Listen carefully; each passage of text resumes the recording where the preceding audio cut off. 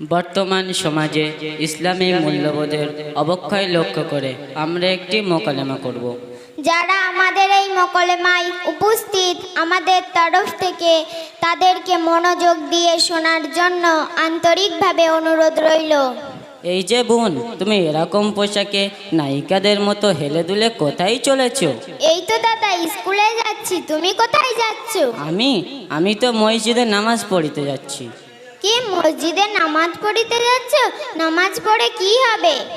আচ্ছা বোন, তুমি কি জানো না আল্লাহ পাক কোরআনের মধ্যে বলেছেন, ইন্নাস সালাতা তানহা আনিল ফাহশা ওয়াল মুনকার, অর্থাৎ নামাজ সমস্ত খারাপ কাজ থেকে দূরে রাখে।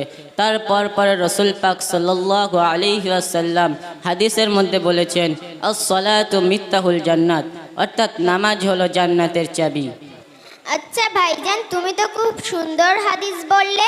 তোমাকে কোরআন হাদিস সম্পর্কে আরেকটি প্রশ্ন করব, উত্তর দিতে পারবে?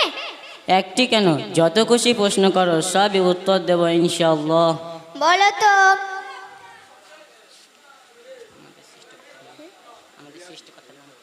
আমাদের সৃষ্টিকর্তার নাম কি? আমাদের সৃষ্টিকর্তার নাম আল্লাহ পাক। মসজিদ কার ঘর? মসজিদ আল্লাহ পাকের ঘর। কোরআন কার বাণী? কোরআন আল্লাহ পাকের বাণী। এছাড়া আল্লাহ পাক বলেছেন, আমি পাক, আমার ঘর পাক এবং আমার বাণীও পাক। আচ্ছা ভাইজান, আল্লাহ ঘরের দায়িত্ব যারা নেবে তাদেরকে কেমন পাক হতে হবে? তাহলে শোনো, আল্লাহ পাক কোরআনের মধ্যে সূরা তাওবা 10 নম্বর পারা 8 নম্বর পৃষ্ঠা 6 নম্বর লাইনে 18 নম্বর আয়াতের মধ্যে বলেছেন, ইন্নামা ইয়ামুরু মাসাজিদাল্লাহি মান আমানা বিল্লাহি ওয়াল ইয়াউমিল আখিরি ওয়া আকামাস সালাতা ওয়া আতাজ যাকাতা ওয়া লাম ইয়াখশা ইল্লাল্লাহ ফাআসা উলাইকা আন ইয়াকুনু মিনাল মুহতাদিন। অর্থাৎ আল্লাহ পাক বলেছেন, আমার ঘরের দায়িত্ব দ্বারা নেবে তাদের মধ্যে এই 5টি গুণ থাকা দরকার। 1, আমি আল্লাহ আমাকে পূর্ণ বিশ্বাস করবে। 2, কিয়ামতকে পূর্ণ বিশ্বাস করবে। 3, 5 ওয়াক্ত নামাজ আদায় করবে। 4, যাকাত দিয়ে আদায় করবে যদি তার প্রতি ফরজ থাকে। 5, আল্লাহ ছাড়া কাউকে সে ভয় করবে না।